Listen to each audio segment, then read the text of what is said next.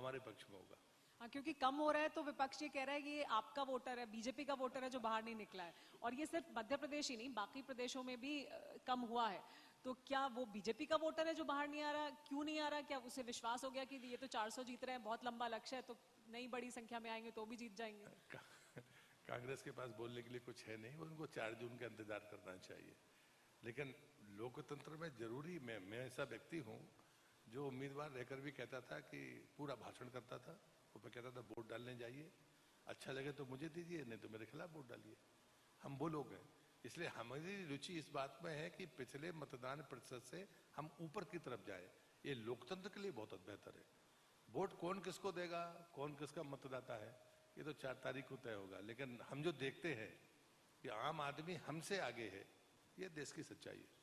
आप कह रहे हैं लोकतंत्र मजबूत होना चाहिए, राहुल गांधी कह रहे हैं कि लोकतंत्र ही खतरे में है। अगर 400 पार आ गई तो लोकतंत्र ही खतरे में आ जाएगा, संविधान खतरे में आ जाएगा। अगर कांग्रेस खतरे में है तो लोकतंत्र खतरे में हो जाएगा। ये जमाना चला गया। उनके पिताजी को भी 400 सीटें मिली थी। ये देश का लोकतंत्र इतना कमजोर नहीं है, और इसलिए भ्रम फैलाने से कभी लोकतंत्र मजबूत नहीं होता। ये राहुल गांधी जी और कांग्रेस को समझना चाहिए। लोकतंत्र में हमको सकारात्मक बातें करनी चाहिए, रचनात्मक बातें करनी चाहिए, कोई दूरदर्शी बातें करनी चाहिए, कोई प्लान आपके पास में हो। दुर्भाग्य है कि मतलब मेरे जैसा व्यक्ति जो 77 से लेकर 2014 के तमाम परिवर्तनों को देखता रहा है, ऐसा अनियोजित, बिल्कुल कोई योजना के बगैर विपक्ष चुनाव लड़ रहा है।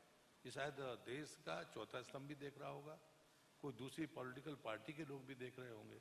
इतना गैर जिम्मेदारी से चुनाव लड़ना विपक्ष का, ये दुर्भाग्यपूर्ण है। क्योंकि हम भी चाहते हैं कि विपक्ष मजबूत हो, लेकिन विपक्ष की दिशा ही नहीं दिखती कि वो आखिर किस मुद्दे पर चुनाव लड़ना चाहता है।